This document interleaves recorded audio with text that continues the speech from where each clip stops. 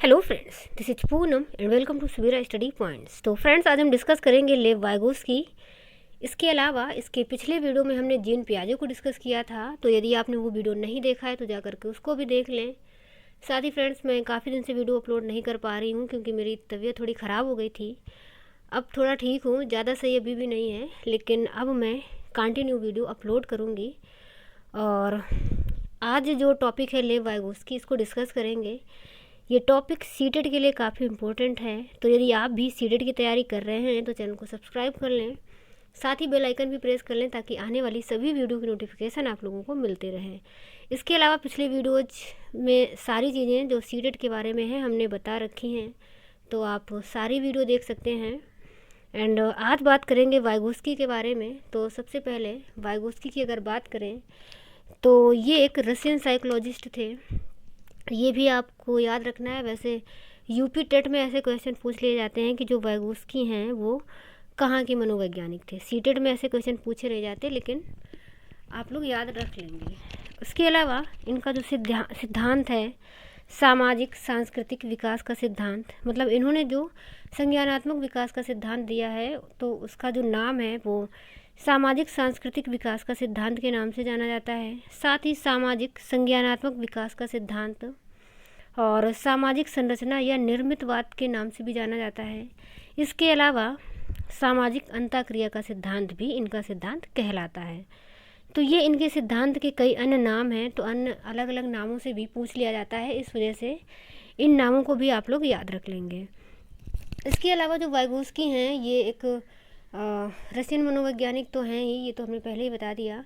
साथ ही इन्होंने जो संज्ञानात्मक विकास के लिए महत्व दिया है तो वो सबसे ज़्यादा महत्व दिया है सामाजिक अंतःक्रिया पर। यानी कि बच्चे का जो संज्ञानात्मक विकास होता है वो सामाजिक अंतःक्रिया के द्वारा होता है। यानी कि एक बच्चा समाज में रह कर के या समुदाय में रह कर के बहुत सारी चीज़ें सीखता है समाज से ही अंतःक्रिया करके। तो कुल मिला के इन्होंने समाज को और जो हमारी संस्कृति होती है उसको महत्व दिया है। यानी कि बच्चा आपस में समाज से और जो हमारी संस्कृति है उससे आपस में क्रियाएं करके उसका अवलोकन करता है, उसी से वह बहुत सारी चीज़ें सीखता है। तो इनके सिद्धांत में मुख्य रूप से आपको ये याद रखना है कि इन्होंने समाज को महत्व दिया है, समुदाय को महत्व दिया है, ये आपको याद रखना है।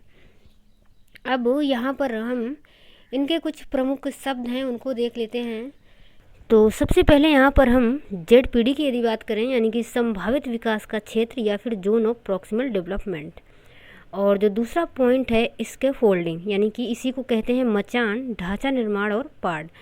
इन दोनों में काफ़ी कन्फ्यूजन रहती है, तो इसको हम आराम से और अच्छे से समझेंगे और मैं कोशिश करूँगी कि आप लोगों को अच्छे से समझाएं और आप लोगों को समझ में भी आ जाए। तो सबसे पहले यदि हम जेडपीडी की बात करें तो यहाँ पर जेडपीडी से मतलब होता है कि सहायता लेना। इसको हम ऐसे समझ लेंगे कि जेडपीडी से मतलब है सहायता लेना, यानी कि कोई बच्चा यदि सहायता ले रहा है अपने किसी वयस्क से या अपने टीचर से या माता पिता से, तो ऐसी कंडीशन में वहाँ पर जो हमारा क्वेश्चन का आंसर होगा वो जेडपीडी माना जाएगा।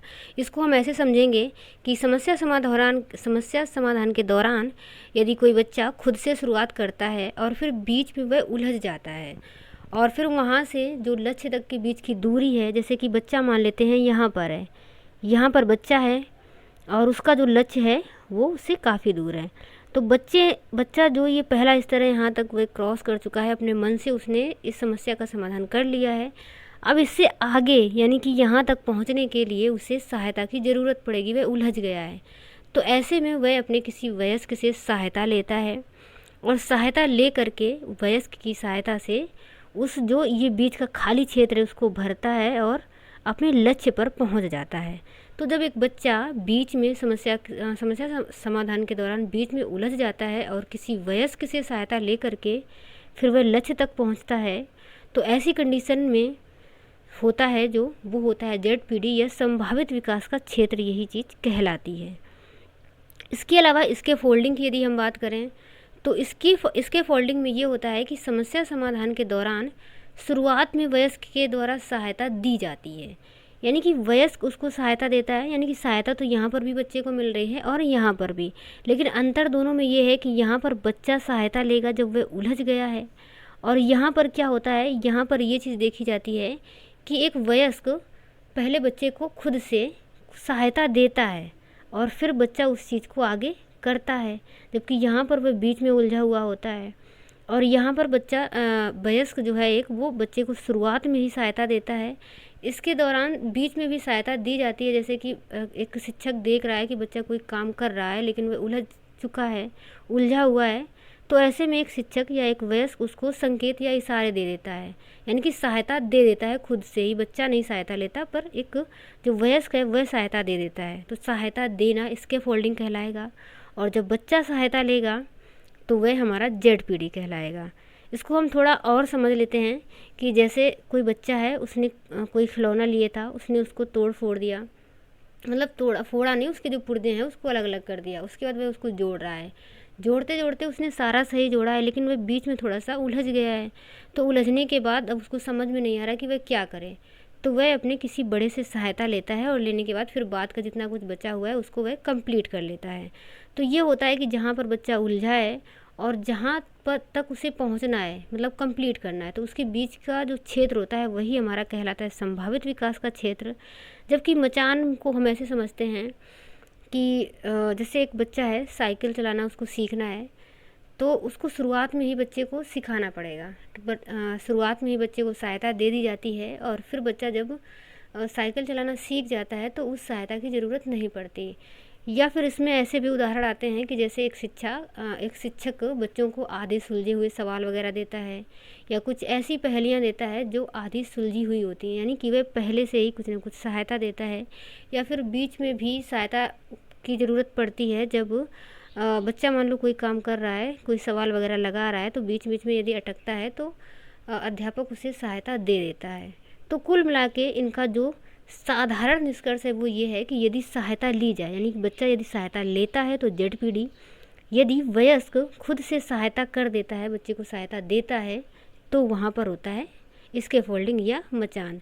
इसमें ऐसी भी चीज़ें आएंगी, अभी क्वेश्चन बनेंगे तो वहाँ पर आप समझना कि यदि एक अध्यापक बच्चों को आधे सुलझे हुए सवाल देता है, या बच्चा बीच में कंफ्यूज हो रहा है, तो अध्यापक उसको संकेत या इशारे दे देता है। तो ये सारी चीज़ें पाठ के अंतर्गत आती हैं। तो मैं आशा करती हूँ कि ये दोनों पॉइंट आपको समझ में आ गए होंगे। इनसे क्वेश्चन काफ़ी ज़्यादा पूछे जाते हैं और कन्फ्यूजन भी बहुत रहती है। तो अभी आगे क्वेश्चन आएंगे, वहाँ से आप लोग अपनी जो कन्फ्यूजन है उसको क्लियर कर लीजिएगा। अब बात कर लेते हैं MKO, यानी कि मोर नॉलेजेबल अदर, यानी कि ज़्यादा ज्ञानी दूसरा। तो ज़्यादा ज्ञानी दूसरा से मतलब है कि जो वाइगोस्की हैं उनका कहने का मतलब ये था कि कोई भी बच्चा या कोई भी व्यक्ति उसी से सीखेगा जो उससे ज़्यादा ज्ञानी होगा, यानी कि हम उसी से सीखते हैं जो हमसे ज़्यादा जानता होता है। हम किसी ऐसे व्यक्ति से नहीं मतलब सीखेंगे जो हमसे कम जानकार हो। हम किससे सीखते हैं? हम उसी व्यक्ति से सीखते हैं जो हमसे अधिक ज्ञान रखता हो। तो ये इन्होंने बताया है कि एक बच्चा अपने से ज़्यादा ज्ञानी व्यक्ति से सीखता है। वह उसका साथी भी हो सकता है, उसके शिक्षक, माता पिता, कोई भी, मतलब छोटा भी हो सकता है और बड़ा व्यक्ति भी हो सकता है। इसके अलावा भाषा के विषय में इन्होंने क्या कहा है? तो भाषा के विषय में इन्होंने कहा है कि जो भाषा है वो विचार से पहले आती है। तो इनका कहने का मतलब है कि जो भाषा होती है वो विचार से पहले आती है, यानी कि जब भाषा होगी तभी हम कुछ ना कुछ विचार करेंगे, ऐसा वाइगोस्की ने कहा है। जबकि जब हमने पियाजे को पढ़ाया था तो वहाँ पर हमने बताया था कि पियाजे का कहना है कि विचार भाषा से पहले हैं, यानी कि पियाजे कहते हैं कि पहले विचार आता है, हम विचार करते हैं, उसके बाद हम उसको बोलते हैं, मतलब उसके बाद हम भाषा के रूप में उसको लाते हैं।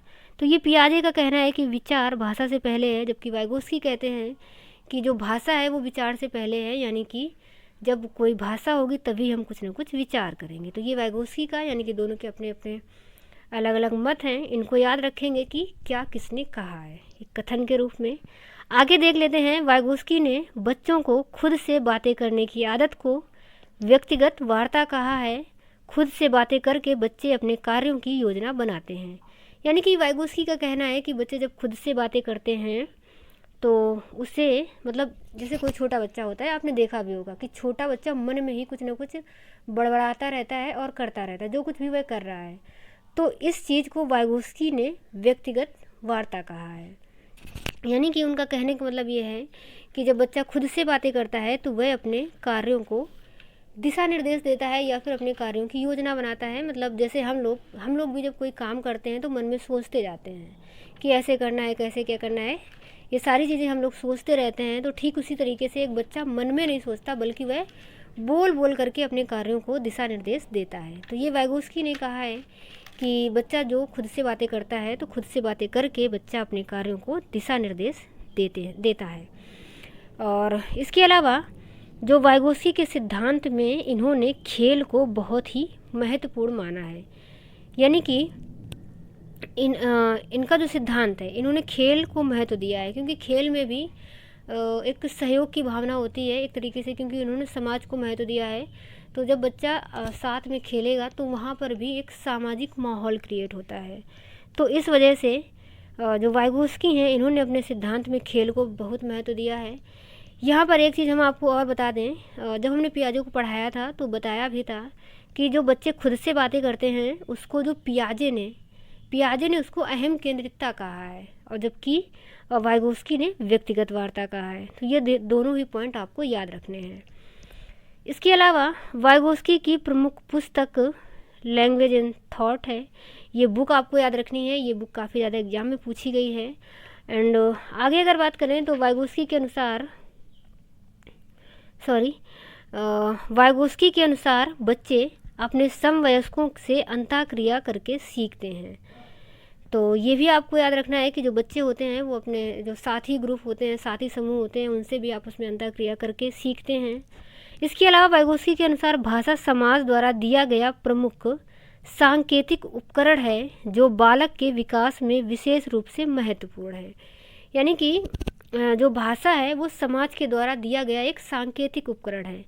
यानी कि जो बच्चा भाषा सीखता है तो वो कैसे सीखता है, समाज से ही सीखता है। मतलब समाज में रह करके, जिस समाज में कोई बच्चा रहता है और वहाँ जैसी भाषा बोली जाती है वैसे ही बच्चा सीखता है।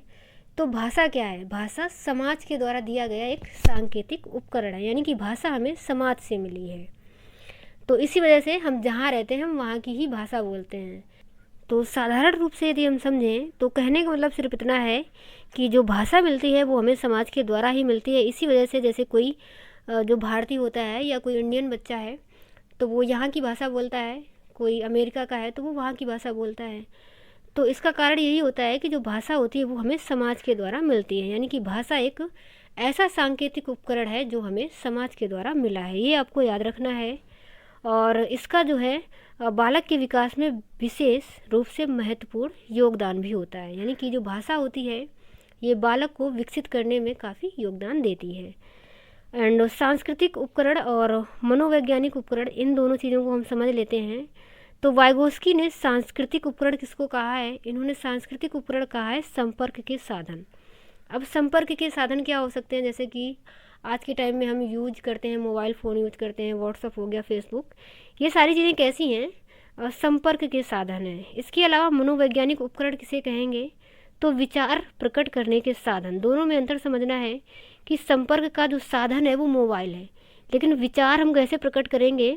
विचार हम भाषा के माध्यम से प्रकट करते हैं, चिन्हों के माध्यम से, संकेतों के माध्यम से। तो विचार प्रकट करने के जो साधन है वो मनोवैज्ञानिक उपकरण हैं, और जो संपर्क के साधन हैं वो होते हैं हमारे सांस्कृतिक उपकरण। इससे भी क्वेश्चन पिछले बार सीटेट में पूछा गया था, इस वजह से इन पॉइंट्स को भी हमने ले लिया है। और मैं आशा करती हूँ कि ये सारे पॉइंट्स आपको समझ में आ गए होंगे। अब हम प्रीवियस ईयर के कुछ क्वेश्चन की प्रैक्टिस कर लेते हैं। तो यहाँ पर हम पहला क्वेश्चन देखेंगे। पहला क्वेश्चन है कि लेव वाइगोस्की ने हिंदी भाषा और संकेतों को कैसा उपकरण माना है? सांस्कृतिक, मनोवैज्ञानिक उपकरण, संज्ञानात्मक उपकरण या फिर भौतिक उपकरण? तो अभी मैंने इस चीज़ को समझाया है कि जो सांस्कृतिक उपकरण होते हैं वो क्या होते हैं? संपर्क के साधन होते हैं। लेकिन जो विचारों को प्रकट करते हैं वो कैसे उपकरण होते हैं? वो होते हैं मनोवैज्ञानिक उपकरण। तो यहाँ पर बात करी जा रही है कि लेव वाइगोस्की ने हिंदी भाषा और संकेतों को, तो विचारों को हम कैसे प्रकट करेंगे? विचारों को हम भाषा के माध्यम से प्रकट करते हैं या संकेतों के माध्यम से? तो ये चीज़ें कैसी हो जाएंगी? यानी कि इनको हम, भाषा को और संकेतों को कैसा उपकरण मानेंगे? तो इनको हम मानेंगे मनोवैज्ञानिक उपकरण। तो आंसर जो है हमारा वो सेकेंड नंबर सही हो जाएगा। एंड अगला क्वेश्चन है कि विद्यार्थियों को एक समस्या का हल खोजने में संघर्ष करते देखकर उनकी सहायता के लिए अध्यापिका उन्हें संकेत और आधे सुलझे उदाहरण देती है, लेव वाइगोत्स्की के सिद्धांत के अनुसार यह का उदाहरण है। खालिस्तान मतलब किस चीज़ का उदाहरण है? पाठ का, प्रतिवर्तन, क्रमबद्धता या फिर प्रतिपादक अध्यापन का। तो यहाँ पर आप लोग एक चीज़ समझेंगे कि एक बच्चा है तो वह किसी भी समस्या का समाधान कर रहा है, तो अध्यापिका क्या करती है कि उन्हें संकेत या फिर आधे सुलझे हुए उदाहरण देती है, या फिर हम ये कह सकते हैं कि कोई ऐसी चीज़ देती है जो पहले से ही आधा सुलझा हुआ होता है। तो लेव वाइगोत्स्की के अनुसार इसे हम क्या कहेंगे?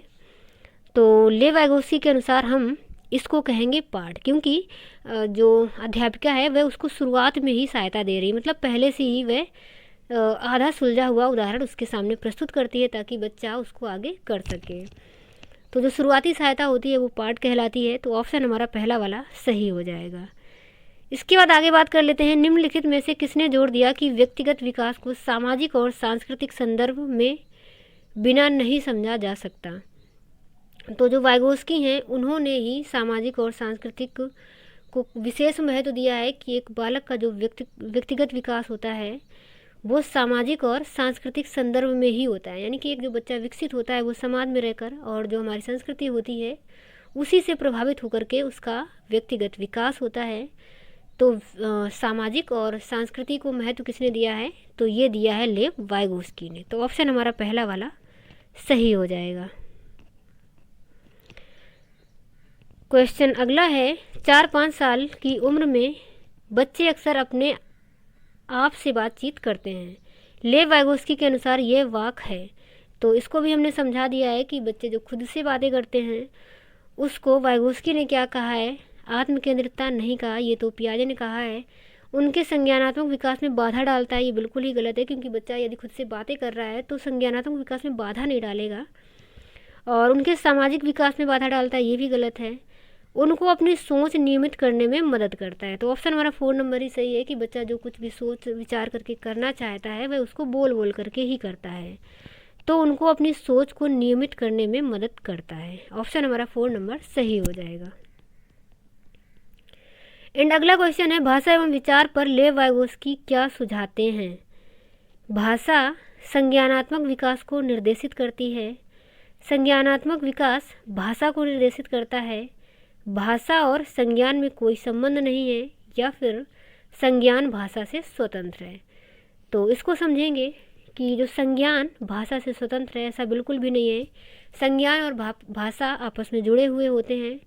तो ये वाला गलत हो जाएगा, क्योंकि वो एक दूसरे से स्वतंत्र बोल रहा है कि एक दूसरे से स्वतंत्र हैं, तो स्वतंत्र नहीं है, जुड़े हुए हैं। और भाषा और संज्ञान में कोई संबंध नहीं है, ये भी गलत है, मतलब क्योंकि संबंध नहीं है ऐसा कहना गलत है, आपस में वो संबंधित होते हैं, भाषा और संज्ञान। फिर जो सेकेंड ऑप्शन है संज्ञानात्मक विकास भाषा को निर्देशित करता है, या फिर पहला है भाषा संज्ञानात्मक विकास को निर्देशित करती है। तो अभी हमने बताया था कि वाइगोत्स्की ने क्या कहा है। वाइगोत्स्की का कहना है कि भाषा विचार से पहले है, यानी कि भाषा संज्ञानात्मक विकास को निर्देशित करती है, तो भाषा पहले आती है, ऐसा वाइगोत्स्की का कहना है। इस वजह से ऑप्शन हमारा पहला वाला सही हो जाएगा। उसके बाद अगला क्वेश्चन है, लेव वाइगोत्स्की के सिद्धांत के अनुसार निम्न में से कौन सी अध्यापन अधिगम प्रक्रिया को पाठ प्रदान करने की प्रभावशाली तकनीकी है? समस्या के समाधान हेतु स्थिर पद दर पद निर्देश देना, गलत जवाबों पर बच्चों को दंडित करना, दंडित करने वाला ऑप्शन गलत माना जाएगा, हमें दंडित नहीं करना है बच्चों को। और अगला है समस्या को सुलझाने के दौरान अगर बच्चे किसी बिंदु पर अटक जाएं तो उस समय संकेत और इशारे देना, या फिर प्रक्रिया में अध्यापक का पूर्ण हस्तक्षेप। तो ये गलत है। हस्तक्षेप से मतलब होता है कि अध्यापक कुछ करेगा ही नहीं, बच्चा जैसा कर रहा है करने दो। तो यहाँ पर ऑप्शन हमारा तीसरा वाला सही हो जाएगा कि यदि बच्चा समस्या को सुलझा नहीं पा रहा है तो उसको फिर संकेत या इशारे देना। उसके बाद अगला क्वेश्चन है, लेव वाइगोत्स्की ने अपने सामाजिक संरचनावाद सिद्धांत में निम्न में से किसे विद्यार्थियों के अधिगम को सुसाध्य करने हेतु उपयुक्त बताया है? ऑप्शन है सहकर्मी सहयोगिता, सांस्कृतिक उपकरणों का हस्तक्षेप, रटकर याद करने पर बल, या फिर गैर संदर्भित पाठ्यक्रम। तो कहने का मतलब ये है, यहाँ पर ये बोला गया है कि जो लेव वाइगोस्की हैं उन्होंने विद्यार्थियों के लिए क्या बताया है कि यदि बच्चों को कोई चीज़ सिखानी है तो अधिगम को सुसाध्य करने हेतु क्या उन्होंने उपयुक्त बताया है, मतलब बच्चों को कैसे उपयुक्त तरीके से सिखाया जा सकता है। सहकर्मी उपयोगिता या फिर सांस्कृतिक उपकरणों का अहस्तक्षेप, यानी कि जो हमारे सांस्कृतिक उपकरण हैं उनका अहस्तक्षेप। तो हस्तक्षेप नहीं बल्कि जो सांस्कृतिक उपकरण होते हैं जब उनका हस्तक्षेप होगा तभी हम कुछ ना कुछ सीखेंगे, तो ये ऑप्शन गलत है। रट कर याद करने पर उन्होंने बल नहीं दिया है। और गैर संदर्भित से मतलब है कि जो हमारे काम का ही नहीं है तो ऐसा पाठ्यक्रम, तो ये भी पाठ्यक्रम उपयुक्त नहीं है। यानी कि गैर संदर्भित चीज़ें हम क्यों बच्चों को सिखाएंगे या फिर हम क्यों ऐसा सीखेंगे, तो ये भी गलत है। तो यहाँ पर सहकर्मी सहयोगिता से मतलब है, क्योंकि जो वाइगोस्की हैं उन्होंने समाज को ही महत्व दिया है, तो सहकर्मी कब हो गए, जब उनके जो साथ के सहपाठी हैं वो आपस में सहयोग करके कुछ ना कुछ सीखेंगे तो उनका जो सीखना है वो सुसाध्य होगा या फिर सरल माना जाएगा, सरल हो जाएगा। तो ऑप्शन हमारा पहला सही हो जाएगा। उसके बाद अगला क्वेश्चन है, अमन एक पहेली की टुकड़ों को ठीक से लगाने की कोशिश कर रहा है लेकिन वह सही जगह पर सही हिस्सों को फिट करने के लिए संघर्ष करता है। कैसे, क्या, क्यों के रूप में उसकी माँ उसे संकेत प्रदान करती है। लेव वाइगोस्की के सीखने के सिद्धांत के अनुसार सीखने की यह प्रक्रिया क्या करेगी, बच्चे को प्रेरित करेगी, उसे आक्रामक बना देगी या फिर अधिगम के लिए पाठ का काम करेगी या सीखने में मदद नहीं करेगी। तो यदि वह बच्चों को संकेत दे रही है तो सीखने में मदद करेगी, तो नहीं वाला तो गलत माना जाएगा। आक्रामक भी नहीं बनाएगी, यहाँ पर वह पाठ का काम करेगी, तो ऑप्शन हमारा तीसरा वाला सही हो जाएगा। उसके बाद जो अगला क्वेश्चन है, लेव वाइगोस्की के अनुसार निम्न में से किसके लिए समीपस्थ विकास का क्षेत्र इस्तेमाल करना चाहिए। अध्यापन और मूल्यांकन, केवल मूल्यांकन या फिर प्रवाही बौद्धिकता की पहचान। तो समीपस्थ जो विकास का क्षेत्र है, यहाँ पर पूछा जा रहा है कि किसके लिए समीपस्थ विकास का क्षेत्र इस्तेमाल करना होगा। तो यदि आप बच्चे को कुछ सिखाना चाहते हैं तो यहाँ पर अध्यापन और मूल्यांकन दोनों के लिए ही समीपस्थ विकास इस्तेमाल किया जाना चाहिए, तो ऑप्शन हमारा पहला वाला सही हो जाएगा। उसके बाद अगला क्वेश्चन है, लेव वाइगोस्की के निकटस्थ विकास का क्षेत्र सिद्धांत में शब्दावली निकटस्थ दर्शाती है कि दी गई सहायता शिक्षार्थी की वर्तमान दक्षता की तुलना में कुछ नीचे है, कुछ ऊपर है, यहाँ पर होगा उसी स्तर पर है या फिर बहुत ऊपर है। तो यदि सहायता दी जा रही है, तो यदि आप किसी को सहायता देते हैं तो कुछ नीचे है, ये तो कहना गलत है। यानी कि यदि आपने सहायता दी है तो किसी स्तर पर बच्चा था और आपने सहायता कर दी तो फिर वह उससे नीचे नहीं जाएगा बल्कि आगे ही बढ़ेगा। कुछ ऊपर है या फिर उसी स्तर पर है, तो यदि आपने उसे सहायता दे दी है तो वह उसी स्तर पर नहीं रहेगा, यानी कि कुछ बहुत बढ़ जाएगा। और बहुत ऊपर, तो ये भी नहीं कह सकते कि बहुत ज़्यादा ही आगे चला जाएगा। इस वजह से ऑप्शन हमारा सेकेंड नंबर की कुछ ऊपर है, तो यही सही हो जाएगा। तो चलिए फ्रेंड्स, आज की वीडियो में हम इतना ही रखते हैं और मैं आशा करती हूँ कि आपको अच्छे समझ में आया होगा। एंड आगे मिलेंगे अगले वीडियो में, तब तक के लिए bye bye and take care.